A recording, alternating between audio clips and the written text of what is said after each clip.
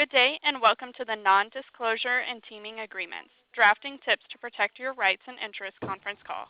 Today's conference is being recorded. At this time, I would like to turn the conference over to Mr. Douglas Proxmire. Please go ahead, sir. Good afternoon. My name is Douglas Proxmire. I'm an attorney at Venable, and today we're going to talk about non-disclosure agreements and teaming agreements.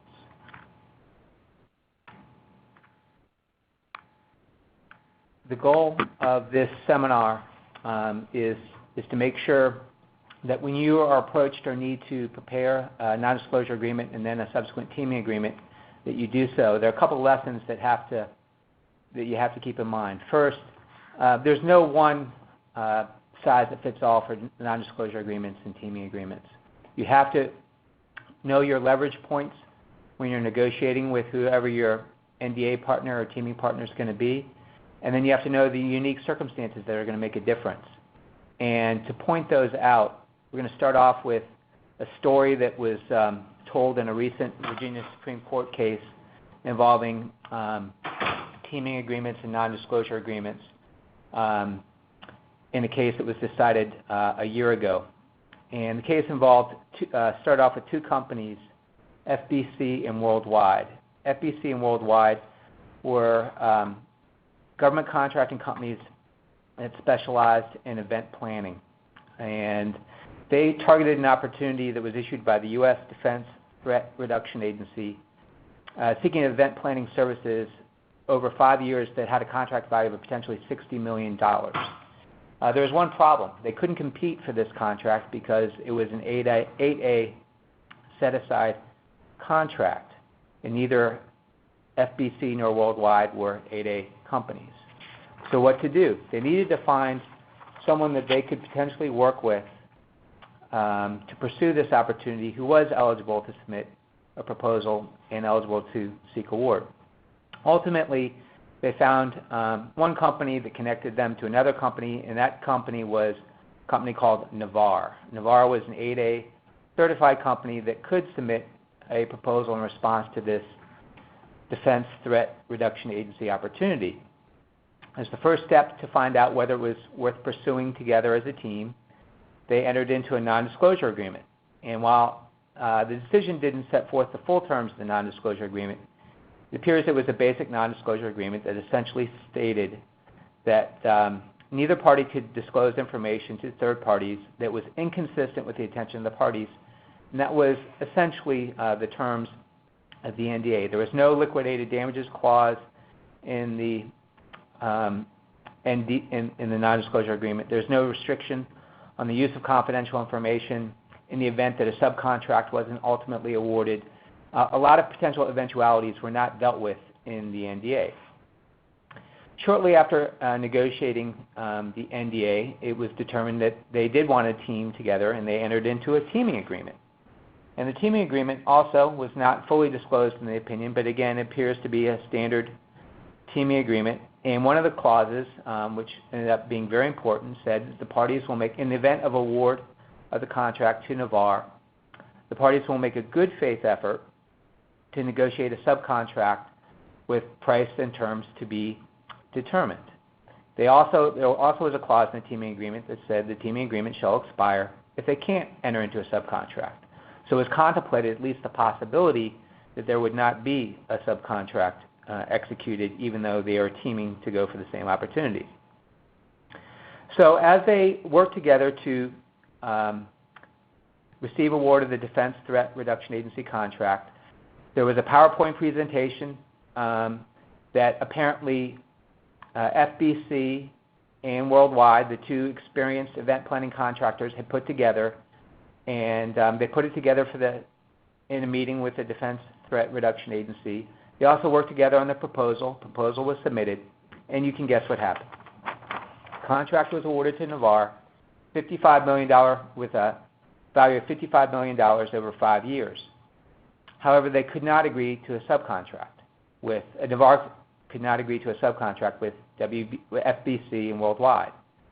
At that point, Navar continued to perform the contract on its own without the parties that targeted the opportunity that participated in the bid and proposal process, provided some of the past performance experience, but they weren't awarded the contract. So what FBC and Worldwide did is they sued Navarre, and they sued Navarre for breach of the non-disclosure agreement and breach of the teaming agreement, among other counts, in state court in Virginia. There was a jury trial, and jury trial found for the two experienced potential subcontractors. They found that there was a breach of the non-disclosure agreement and the teaming agreement, and they awarded damages of $1.25 million. After the trial, Navarre's counsel submitted a motion to set aside the verdict on the teaming agreement on the ground that that term that said the parties would make a good faith effort to negotiate a subcontract was not enforceable under Virginia law. The trial court agreed, and they set aside that portion of the jury verdict. The trial court left in place the jury verdict on the violation of the non-disclosure agreement. Navarre appealed that decision to the Virginia Supreme Court, and last April, the Virginia Supreme Court overturned that part of the verdict as well, finding that there was no adequate damages weren't proved, nor did FBC or Worldwide establish a breach of the non-disclosure agreement. So at the end of the day, what happened to Worldwide and FBC is they targeted an opportunity, they thought they had the experience to perform the work, they found someone who was eligible to submit a bid, they participated in the bid and proposal process, incurred all the bid and proposal costs, a team member was awarded the opportunity, they couldn't negotiate a subcontract, they sued their teaming partner, they incurred the cost of a trial, a jury trial, and an appeal, and they ended up with nothing. So that is a consequence that you can face if you have, if you don't negotiate a non-disclosure agreement and teaming agreement that protects your rights in specific situations. So as we go over now with the PowerPoint about the various terms, why they're important, we should think about the Navarre case and the instances you're involved in when you negotiate these agreements, and the specific facts that make terms important to you or terms that you should negotiate away depending on what your interests are and what you need to protect.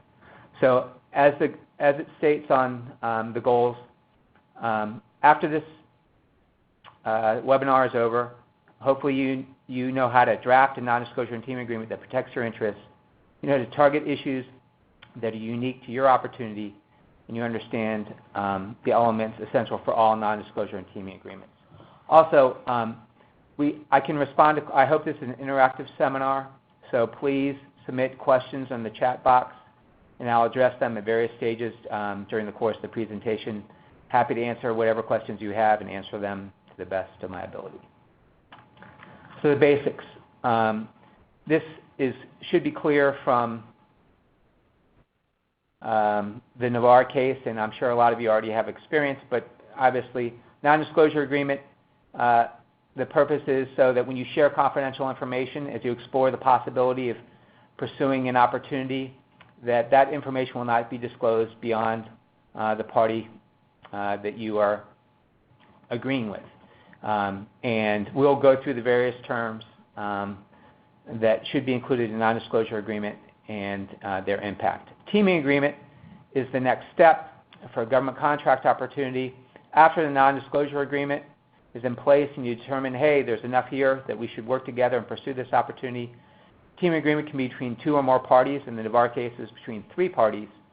And what we're going to focus on here is teaming agreements that are with a potential prime contractor and then a subcontractor or more than one subcontractor who choose to work together for a contract opportunity or for a group of contracting opportunities. Okay, next, the process. The process is self-evident from the Navarre example, but contracting opportunity arises. Obviously, if it's a contracting opportunity that you can pursue alone, then there would be no reason to enter into a non-disclosure agreement or teaming agreement in connection with that opportunity, at least in the earliest stages of the opportunity. But opportunities, there may be a reason, and we'll go through those reasons, why you would want to work with another party to pursue an opportunity. In the Navarre case, it was because it was an 8A set-aside contract, and neither of the companies that had the ability to perform the contract qualified as 8As. They need to find an 8A. There can be other reasons that you would work with another party. And obviously you do it to enhance probability of award. You look at the evaluation factors in the solicitation. Past performance may be a key factor. You may feel like you have the ability to perform a contract, but you don't have the past performance. You may want to team with a party that does. The contract may have detailed service requirements that requires a large labor force. You may have the capability to perform the work, the expertise, but you may not have the labor force. All those things are factors that you consider as to one, who you consider to enter into non-disclosure agreement with, and then ultimately who to execute a teaming agreement with.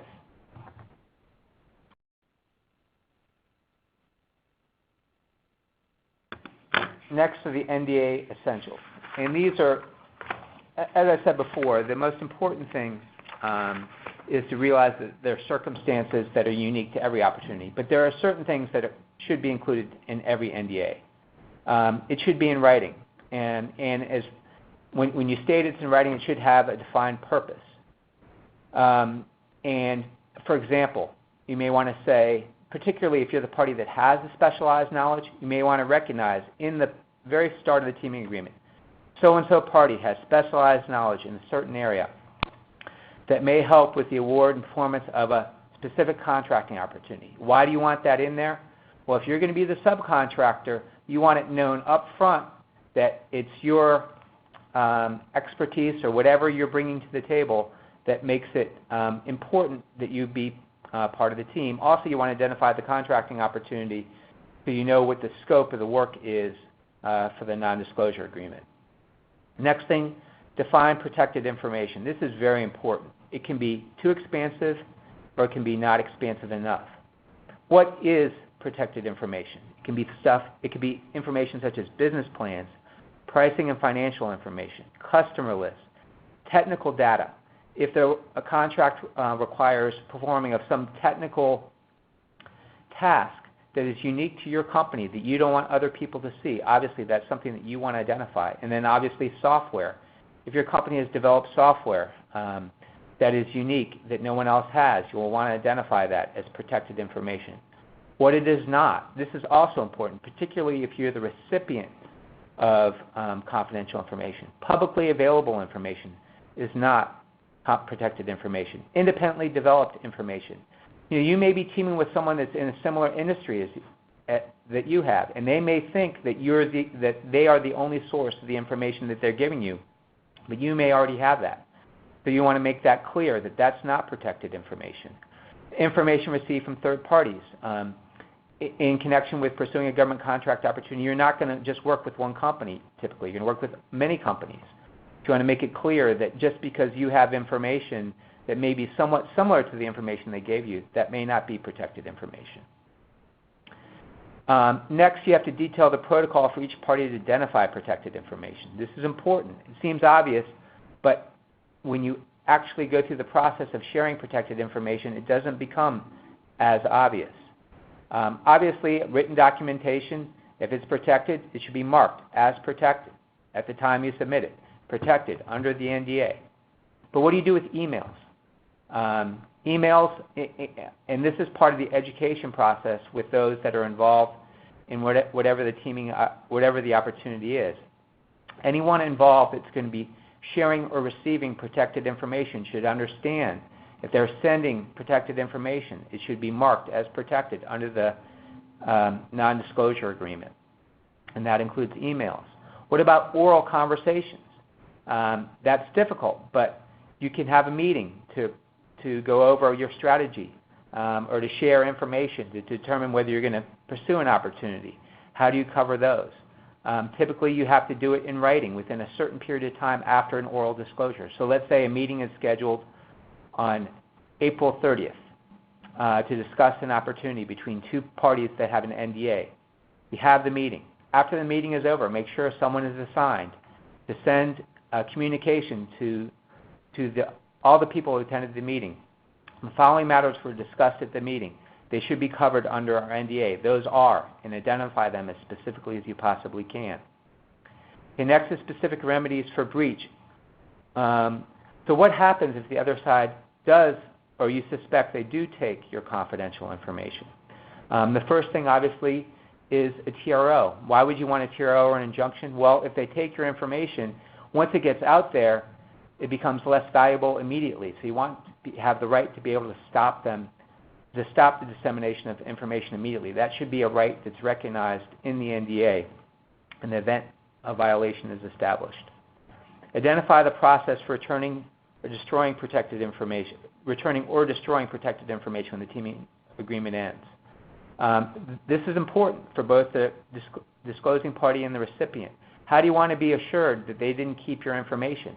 Sometimes, and there are cases of NDA breaches where the NDA stopped and was terminated, and 3 years down the road, information that you shared, the recipient is suspected of sharing that information. So you want a process where the material is either returned to you or a certification is made that all material has been destroyed. On the other hand, the recipient of the information may want to have a right to retain a copy in case that they are audited or there's some legal requirements that they produce information. So there should be a process set out to do that. And again, these are all things that should be determined at the outset when you negotiate your NDA. And finally, the NDA should have a clause that in the event that you do decide to enter into a teaming agreement, the terms of the NDA are then rolled into the teaming agreement and become part of that agreement. Next, NDA terms subject to negotiation.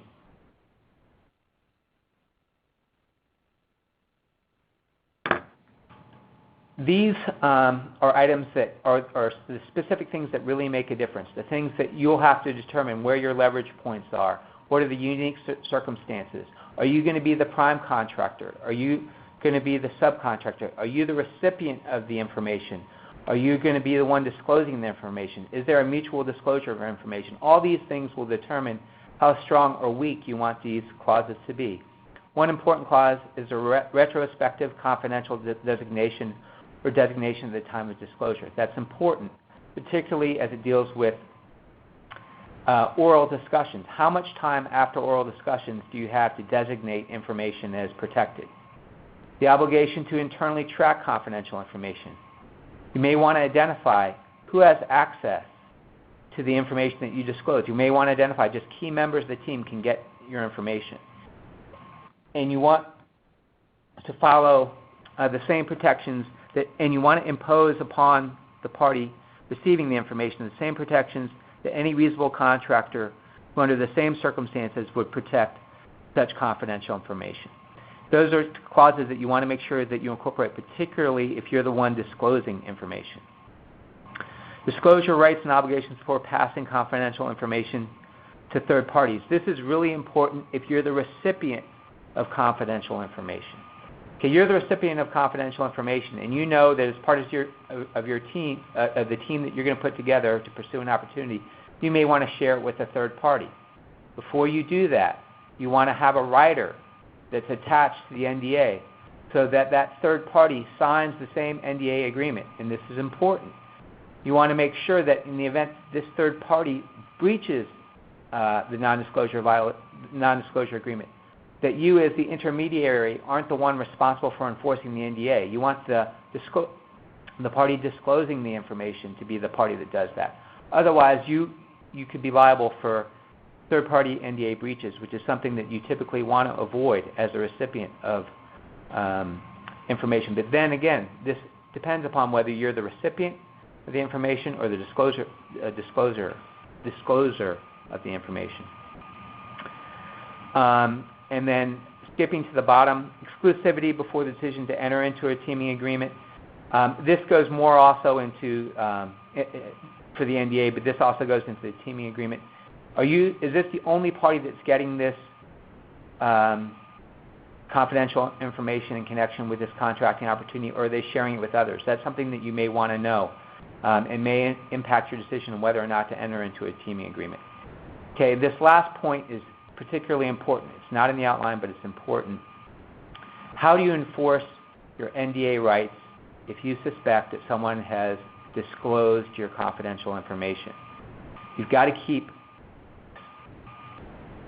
perfect records of when you disclosed the information that you consider confidential, how you disclosed it, who you disclosed it to, and then if the recipient claims they returned the information, destroyed it, the date they returned it or destroyed it.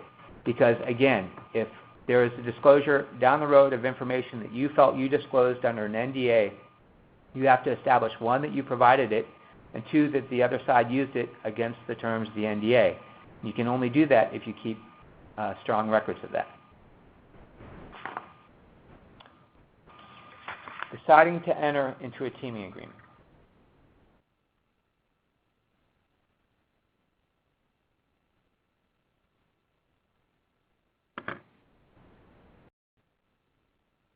Before we go to deciding to enter a teaming agreement, this is a good point to answer any questions that anyone has about NDAs. So let me go over some questions that we already have so far.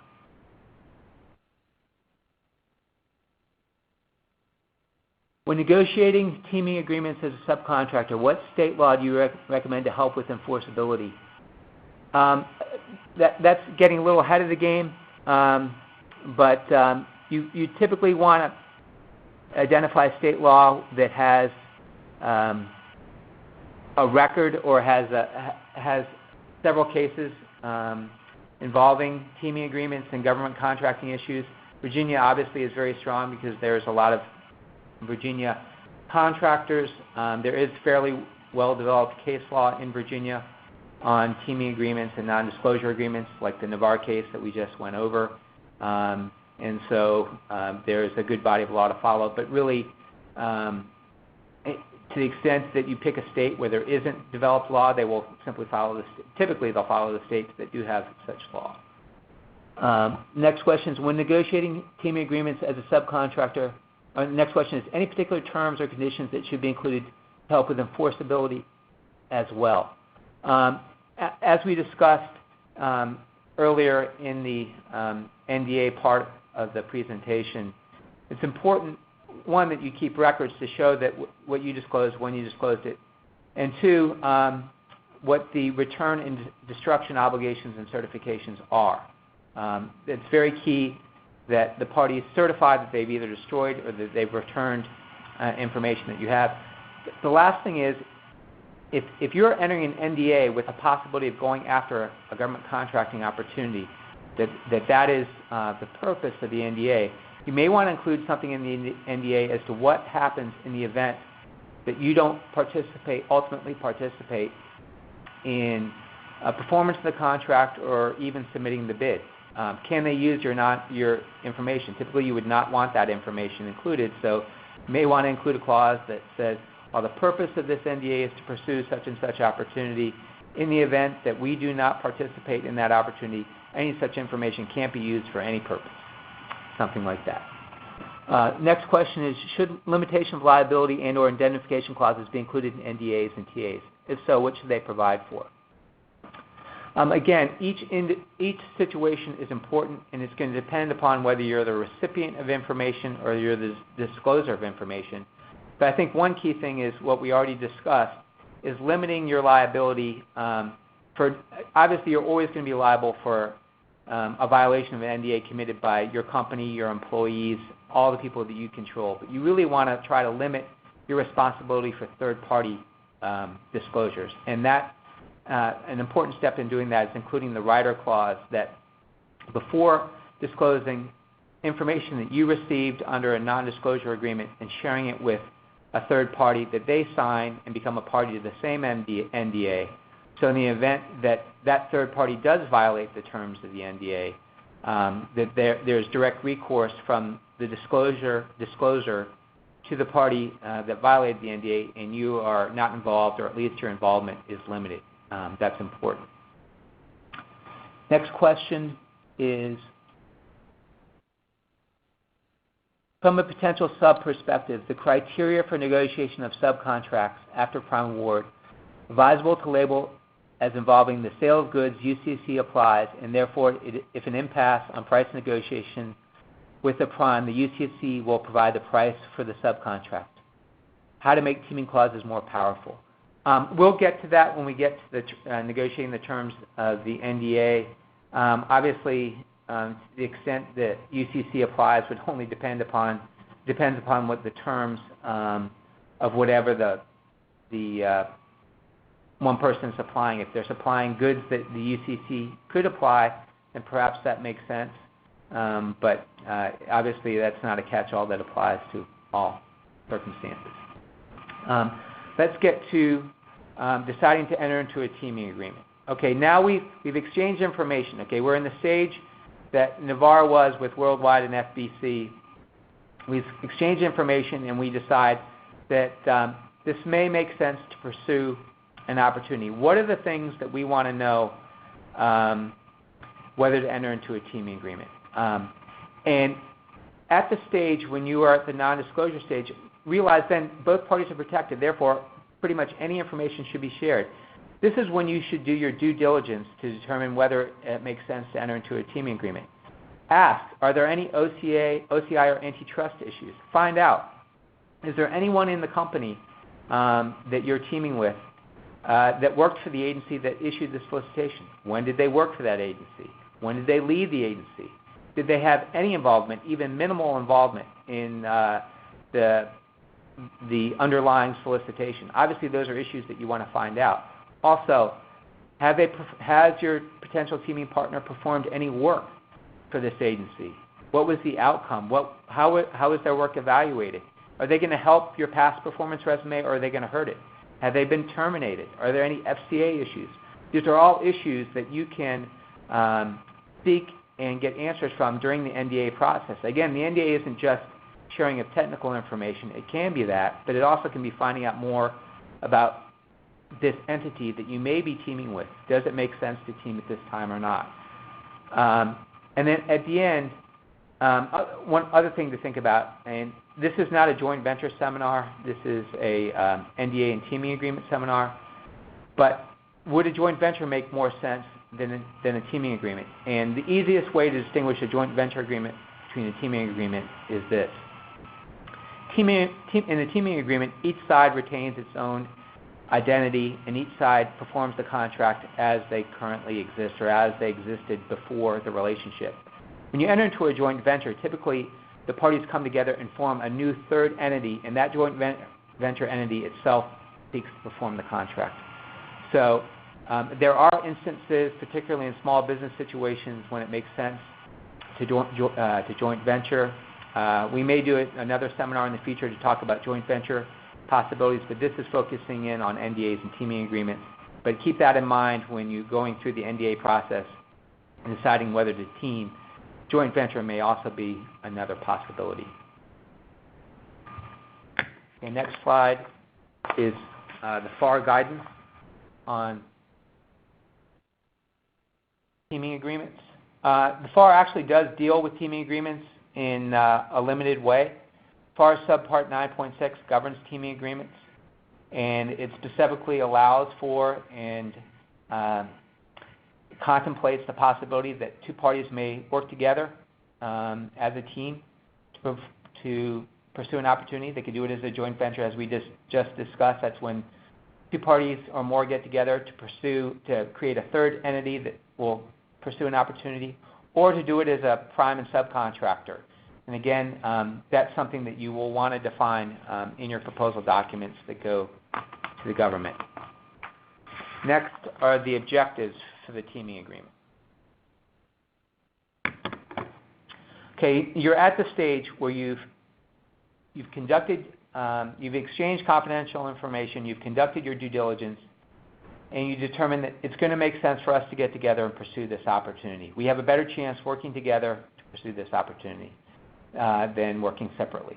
And so when you do that, how are we going to structure this teaming agreement? Again, the teaming agreement obviously should be in writing like the NDA. And one of the first things you should do is define what the work scope is going to be in the event of an award. Who's going to be the prime? Who's going to be the subcontractor? In whose name is the bid going to go in? and who's going to perform work under the prime contractor. And obviously, in the Navarre case, Navarre had to be the prime contractor because Navarre was the only party that could be awarded the contract. One way to do this, perhaps the easiest way to do this, is to go through the RFP, the government solicitation, and identify the tasks that are going to be the prime's responsibility, are going to be the subcontractor's responsibility, are going to be some other responsibility, or maybe to be determined. And when you do that, you can take actually the work scope directly, often you can take the work scope directly from the RFP and plug it into the teaming agreement. These tasks are going to be the prime contractor's responsibility. An easy example is a construction project. Construction project will have different specifications for mechanical contractors, electrical contractors, and so forth, IT contractors. So obviously you take those scopes out and you say this is what they're going to, this is what the scope of work for the proposal process as we work together, and ultimately for the if we're awarded the contract, going to be the scope of work for the subcontractor. Another important issue is control over proposal content. During the final days of before the bids are due, so you're going to work together. But who has the final call? Obviously, the prime contractor is going to have the final call over the work they perform and over the final price that's submitted.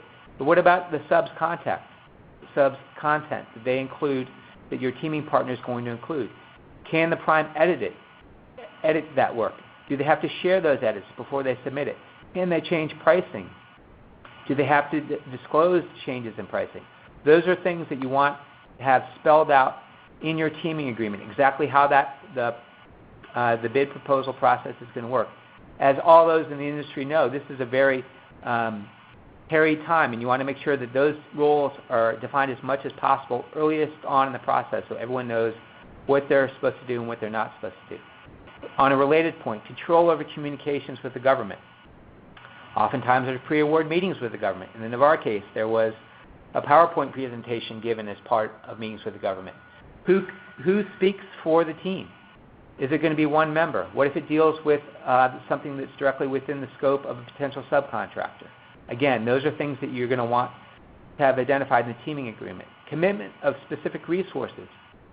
You may want to team with a particular partner because they have a certain person or a certain group of people that are particularly skilled and would be particularly attractive to the government to put as part of your team. You want to make sure that you can include them in your proposal, that they are committed to work for that company for however amount of time the length of the contract is, or at least through the proposal process. You want to make sure that they're not committed to some other project. So that's something that you may want to have defined in your team. Define decision-making responsibilities that procurement is negotiated. Now, some are invitation for bids where you just submit it and there is negotiations, and some there's negotiations with the government. What if those negotiations involve a piece that is the subcontractor's piece? What is the right that the prime contractor or potential prime contractor has to negotiate on behalf of the sub? You want to have that as an issue that you deal with in the teaming agreement. And then the structure for negotiating cost of work for each. This is a related point, but you may want to go into your negotiations with the government saying, hey, we think the government may want to ask for a 5% reduction in our price. If we do so, it's going to be a straight 5% reduction in my price and 5% reduction in your price, or maybe not. Maybe there has to be some things that can't be reduced because those are hard costs that can't be reduced. So those are all issues that you want to deal with in the teaming agreement. Key terms key terms for continuing the relationship after award. Okay, this is critically important and perhaps the most important part of this entire webinar. This is the subject of almost all the litigation that involves teaming agreements. There is now well-defined law in Virginia on this. I have been involved in a couple cases that involve this, and this almost always defines the dispute when there are disputes regarding breaches of teaming agreement. How do you want to define what to do in the event of award of a contract? Do you want it open and unrestricted, or do you want it defined roles and responsibilities? And again, this determining which way you want to go largely depends on whether you're the prime contractor or the subcontractor.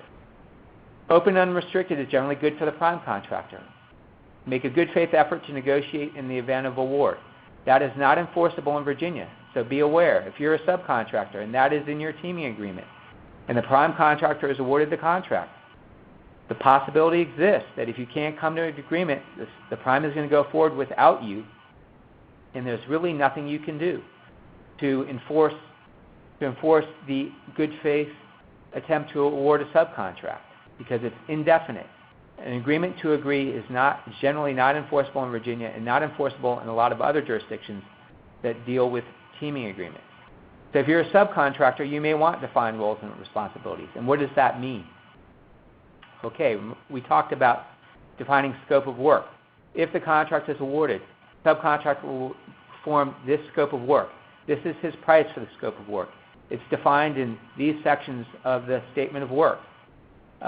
This is where the contract is going to be performed. This is the type. We are segregating our resources so that we can perform this work.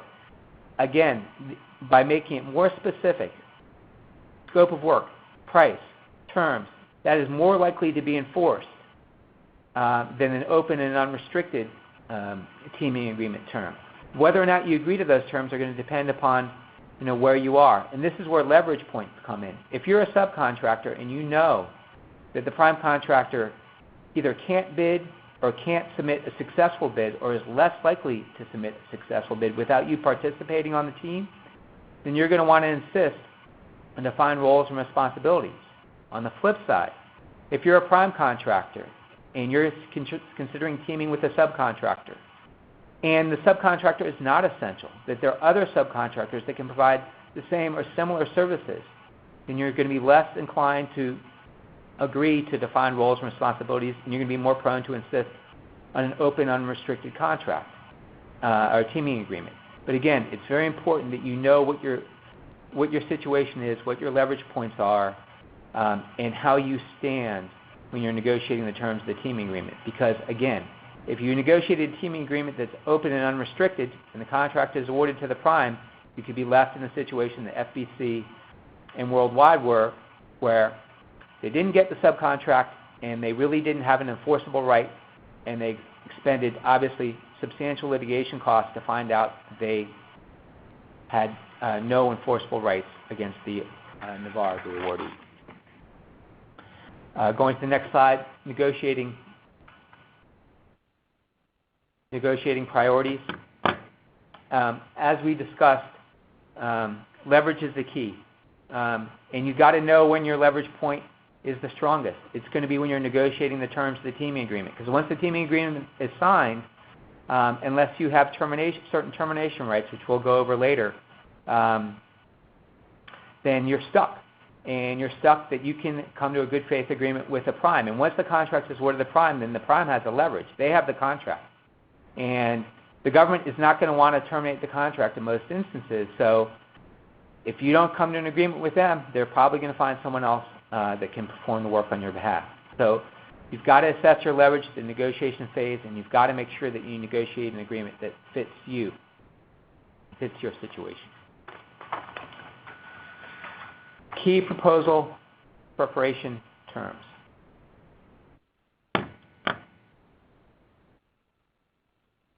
Division of responsibilities. This is something that's important not just in defining scope of work, but also making sure you understand the regulations and the contract provisions that are at play. If this is a small business set-aside contract, then the small business is going to have to perform 51% or more of the contract. So you want to make sure that there's something in the teaming agreement that says that the small business prime contractor is going to perform 51% of the work. Subcontractor identified in the proposal. Is that important? Is it going to help you in past performance? Are you going to be able to identify key personnel that will attract the government? On the flip side, if you identify the subcontractor in the proposal and you ultimately don't come to an agreement with them, that could get you off on a wrong start with a government agency. So is it going to help? But is there potential that you aren't going to keep them? And does that put you in jeopardy for performance of the contract? So that's something that you're going to have to consider. party with the authority for the final content. Again, we went over this before, but when submitting your proposal to the government, who has authority over the final content of the subcontractor's piece of the proposal to the government? And what rights do you have to revise? Do you have to run the revisions by the subcontractor before submitting to the government? Obviously, it's good practice to generally do that, but in real practice, sometimes you don't have a lot of time. So those are things that you should compensate for on the front end. The ability to adjust and negotiate costs, duty to notify of changes in proposal terms and costs. When you enter into your teaming agreement, you may believe that the subcontractor scope of work was much smaller than initially thought, but there may be a change in solicitation that makes it larger. Obviously, you have to adjust for that. Vice versa, the piece that the subcontractors might perform might be reduced. Again, that's something you have to compensate for. Better to deal with that on the front end of the teaming agreement. Next, defining scope of work.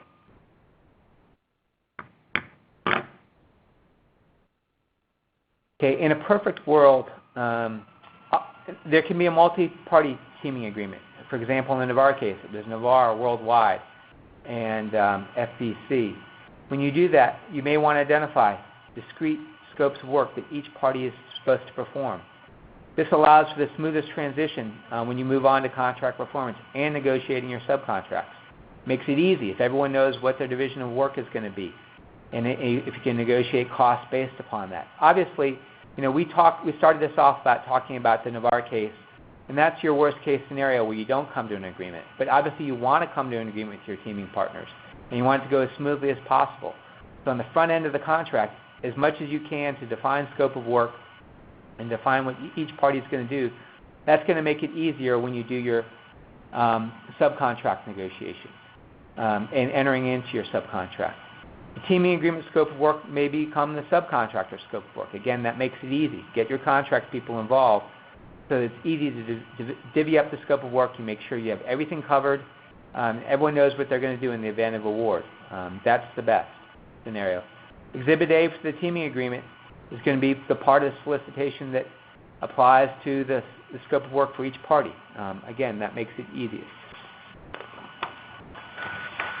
Okay, next is exclusivity.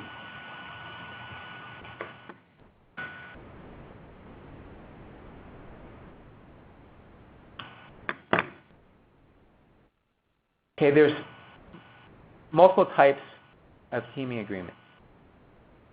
You have mutually exclusive teaming agreements, subcontractor exclusive teaming agreements, and no exclusive teaming agreements. The mutually exclusive teaming agreement is you're married. You guys are together to this opportunity.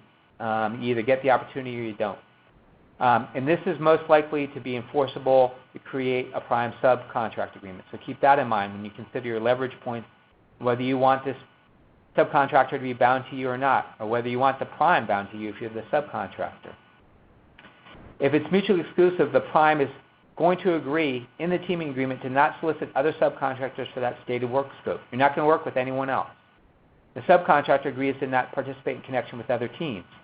Now, this is a critical decision, a strategic business decision. Now, as you're a subcontractor, you may be a subcontractor that has a valuable service that other subcontractors can't provide. You want to make sure that you pick a prime contract team member that's most eligible to get awarded the contract. If not, you don't want to be exclusive. You want the right to shop your services to other potential subcontractors. There are situations when you can be a subcontractor on 2, 3, 4, 5 bids, but only if you have the leverage, so that the prime contractor essentially has to agree to that because you are the source or one of the only sources or perhaps the best source of work. But that's a consideration that you have to determine at the teaming agreement stage. Subcontractor exclusive. Again, this will happen when the prime contractor has the leverage. There are many subs that can provide the services that are required under the government opportunity. And so you don't want to bind yourself to one, or maybe you want to be able to divvy up the scope. Do you have the best negotiating leverage when you're negotiating subcontract terms? So you can piecemeal out subcontract rights. Again, the subcontractor will typically only agree to subcontractor exclusive situations when there are others in the industry and they know there are others in the industry that can provide the same services, or they're not unique. And pricing is very important here. Obviously, if price is going to be a determinant factor in award, and oftentimes it is, are you getting the most competitive subcontractor bid? What can you do to get your subcontractor to submit the most competitive bid? If there are other subcontractors that are in the same industry, that's a way to force a subcontractor to submit the lowest possible bid. And so then that's a weighing possibility. Obviously, the subcontractor is aware that they're not exclusive. They're going to maybe be in a position where they offer you the most competitive prices. And then the last one is no exclusivity. This is the least enforceable method when it comes to enforcing a subcontract at the time of award. But there may be situations when you don't want to be exclusive on both sides. Again, as we stated, if the subcontractor is wants to be non-exclusive because he wants to be able to team with as many prime contractors as possible to enhance the likelihood of award, the prime contractor may not want to be exclusive because he wants the most competitive prices. So again, you have to assess what circumstances are best to enhance your possibility of getting award for the contract. Next slide. Defining when the relationship ends.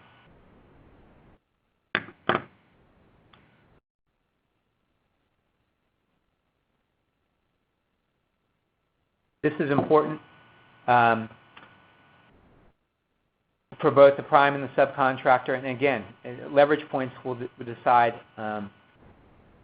which one, or should decide which termination right you choose. Either party can walk away upon written notice. So at any time, at any point, if the subcontractor sees a better deal with another prime contractor, or a better potential deal, they can walk out. If the prime contractor decides, well, this isn't a good potential subcontractor, they can walk out. But again, there's risk with including such a term because you can be stuck. Just before the proposal goes in, you can lose your subcontractor or lose your prime contractor. So it's a risky clause for both sides. And it may not be something that you want if you're sure that the prime contractor is the one you want to team with, or you're sure the subcontractor is the one you want to team with. Mutual agreement to terminate until award decision is made. This is the most common. Obviously, if both parties mutually agree to terminate at any time, they can always walk away. But there can be mutual agreement must be reached until the award decision is made. And again, that protects both interests, that they know the team member is going to be with them through the proposal process and until award of the contract. And define duration for a teaming agreement, which can only be renewed with mutual consent. Some procurement opportunities linger for years. They're revised. They're revised again and again and again. And as a subcontractor or prime contractor, you may not want to be locked in to a teaming agreement just through the award date, because the award date may be pushed out a long time down the road. You may want to say that the length of this teaming agreement is 6 months or a year, but can be renewed by mutual agreement of the parties. Again, that's a decision you'll want to make depending upon the nature of your business and the nature of the opportunity. But you just be aware that if you reach a mutual agreement to wait to terminate until award decision is made, that the agreement could linger for a long time, and that could leave you stuck, and you don't want to be stuck. Next slide is common termination triggers.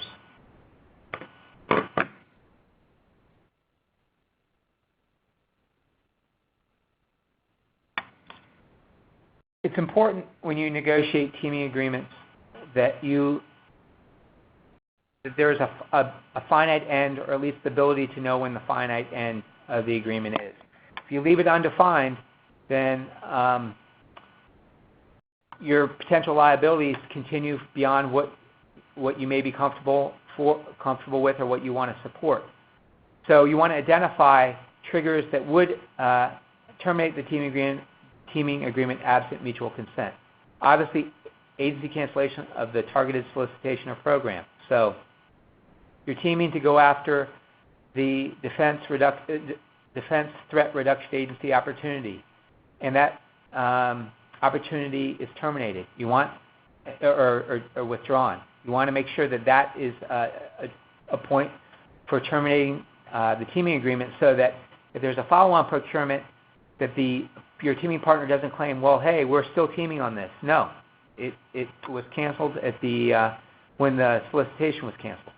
An OCI that cannot be resolved. We're going to go through this in greater detail in a moment, but OCIs are obviously the most important concern.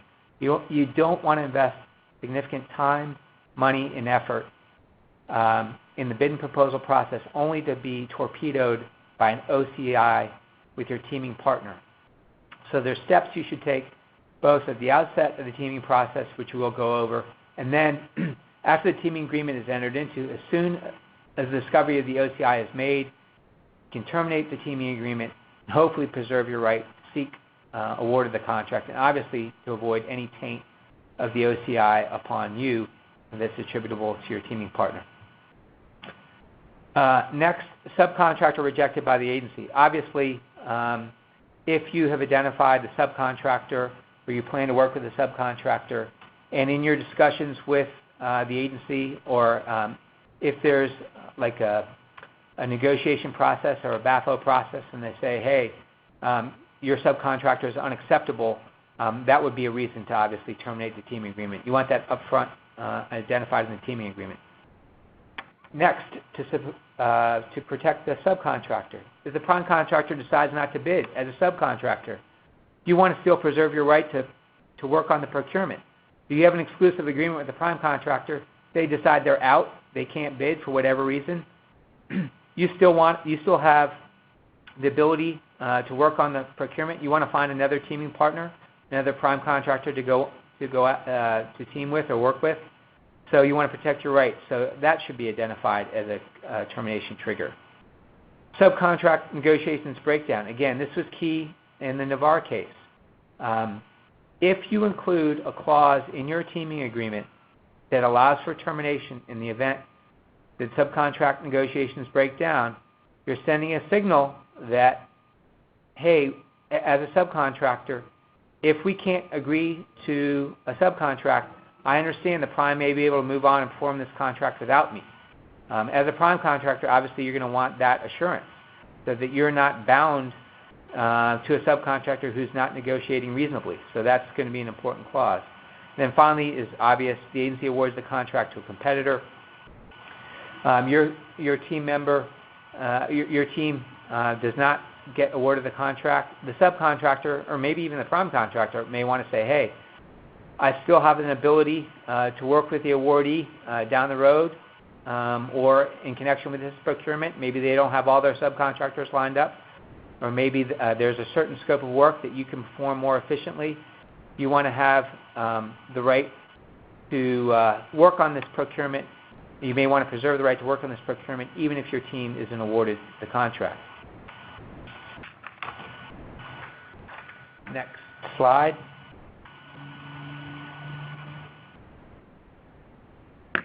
Organizational conflict of interest protection. Right? This is crucially important. Again, as we discussed in the NDA part of the webinar, it's extremely important that during the NDA phase that you vet any potential OCIs, that you ask the questions that you need to ask to be assured that there aren't OCIs that are going to taint your proposal, aren't going to taint your ability to perform the contract. And then once you're assured of that process, that should be made part of the teaming agreement. And it should state something along the lines of that each party is unaware and lacks any reason to believe that any actual or potential conflict of interest exists which would prevent its participation in the proposal effort or could otherwise impact consideration of the proposal or performance of the contract after award. And again, once an OCI is discovered during the pre-award stage, in addition to termination of the teaming agreement, you want to reserve the right to pursue award of the contract independently without the tainted OCI partner. That's important. Protecting intellectual property rights. Okay, this is not an intellectual property seminar, but this is something that you have to consider when you're entering into a teaming agreement, particularly if the subject matter of what you're going to share with your teaming partner is technical data, software, technical expertise, anything that you have spent time and money, resources investing in that you're going to share with another party. You want to make sure that those rights are protected and that they're preserved through the teaming process, through award of the contract, as much as you possibly can. An example of that obviously is software. You want to include something in your teaming agreement if you're going to provide software that there can be no reverse engineering, that you provide your software code in connection with the performance of the contract or pursuing performance of the contract, and then sometime down the road that party you shared your intellectual property with then claims, oh, we developed it on their own. You want to protect your rights as much as that is possible. So you want to make sure you identify what your IP is that was developed independently at the front end, and make sure that you identify what is protected and you grant a limited license to your teaming partner for that work. IP developed together. A lot of this is going to be dependent upon what the terms of the solicitation on. If IP is developed together in connection with the contracting opportunity, the government is going to assert its own rights, either full rights or limited rights to that IP. So you're going to want to review the solicitation, determine what the government, what their IP rights are going to be, and then for that portion that the contractor retains, you're going to want to segregate out what your rights would be. And you're going to want to deal with this on the front end, then rather than at the back end when you find out that your teaming partner is using or attempting to use IP that either you provided or that you developed together in connection with the opportunity.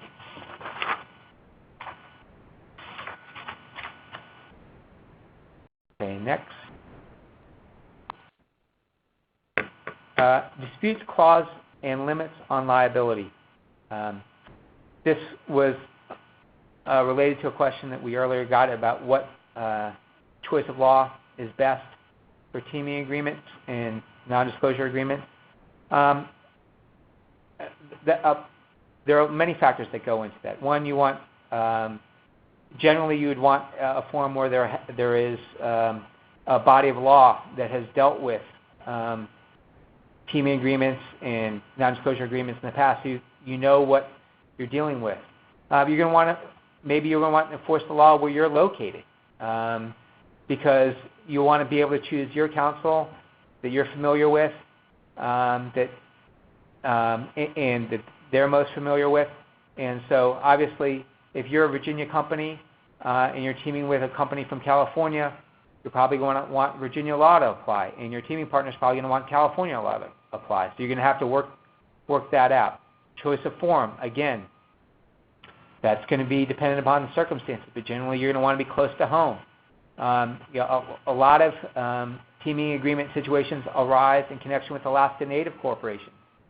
If you're not in Alaska and the choice of forum clause under your teaming agreement is Alaska forum, that's a whole other cost, a whole other consideration that you're going to have to evaluate when trying to enforce your rights. Are you going to want to go to Alaska, hire Alaska counsel, and incur the transaction costs to go to Alaska to enforce your rights? So that's an important consideration at the front end.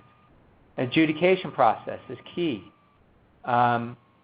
In the Navarre case, they either, in that teaming agreement NDA, they either did not have a disputes clause that required mediation or arbitration, or they ignored it. but they did not go to mediation arbitration. They went to litigation. Litigation is less likely to reach a conclusion that is a compromise conclusion in lots of instances. And there's a lot more risk and could be more cost if you litigate as opposed to a mediation or arbitration. Sometimes not. Sometimes mediation and arbitrations can be expensive too, but that may be something that you want to consider.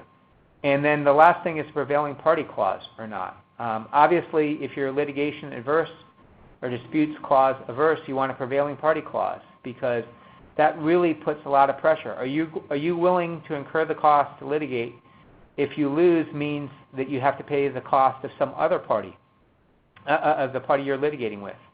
So again, that's a consideration that you may want to have at the time that you are negotiating your teaming agreement. And then finally, potential limits on liability, consequential and punitive damages. Do you want to exclude those?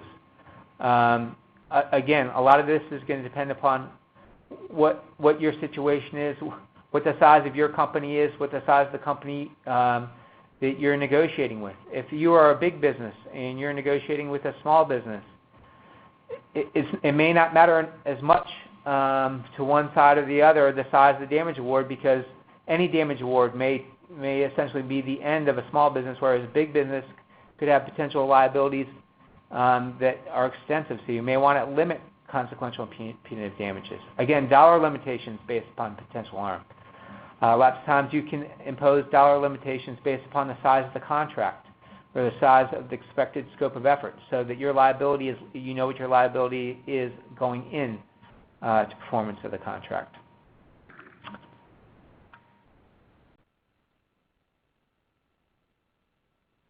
Summing up.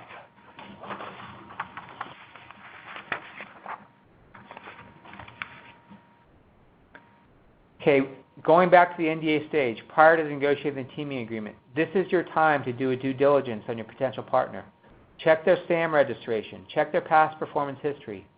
Ask for their financial information if you have concerns of whether they have the ability to perform the contract.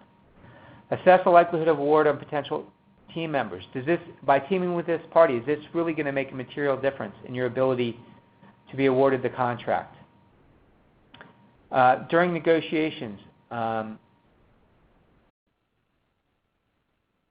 you want open-ended and unrestricted teaming agreement, or defined roles and responsibilities? Again, that's a key term, probably the most important term, and it all depends on what your leverage is and whether you're going to exercise your leverage to make sure that you negotiate the best possible situation. If you're a prime contractor, you're going to want open-ended and unrestricted subcontracting responsibilities, so you just have to make a good faith effort to enter into a subcontract. But then again, if you have a subcontractor that you know you're going to want to perform, you want precise and exact terms to make it more enforceable. Again, if you're a subcontractor, once the prime gets the award of the contract, you're kind of at their mercy. So you want to define cost and scope as much as you can before award. There's less wiggle room for either the prime to get out from under subcontracting with you or negotiate terms that are not fair and reasonable. Again, exclusive, non-exclusive. That kind of goes with the same consideration, but are you going to want a mutually exclusive relationship? Are you sure this teaming partner maximizes your ability to be awarded the contract? Or are you going to want the opportunity to team with other parties to maximize your possibility award as a subcontractor by teaming with as many people as possible? Finally, after contract award, you're going to want to make sure you have resolved all your IP protections and that you negotiate the terms of your subcontract. Again, it's easiest if your teaming agreement is specific. So essentially the teaming agreement becomes, in large part, the terms of the subcontract that you can perform. It makes the front end of the contract performed most efficiently and smoothly, and it can avoid disputes. And obviously the front end, performing the contract, is often the most difficult. You want to avoid disruptions as much as you possibly can. Information. I want to make sure that everyone understands that our next government contracts webinar is going to be next month, Wednesday, May 17th, 2017. It's going to be mandatory disclosures best practices for protecting your company's interests in the current compliance environment. I'm sure it'll be thrilling. Anyone who wants a copy of the slides can get them. You can email me. My email address is right here. You can email Camille King, who is in our development team, and you can get them from me. If you have any follow-up questions, I tried to address most of the questions that we had, but if you have any follow-up questions, don't hesitate to contact me. Happy to answer the questions, share any information you have, bounce off any information, any ideas you have about teaming agreements and non-disclosure agreements. These issues come up again and again when you contract, and we want you to be in the best position so that you can submit the most competitive bids and get awarded the work at the best prices. And so we want to work with you to that end. Thank you for everyone for participating. And again, don't hesitate to contact me with any follow-up questions or concerns. Thanks. And this concludes today's call. Thank you for your participation. You may now disconnect.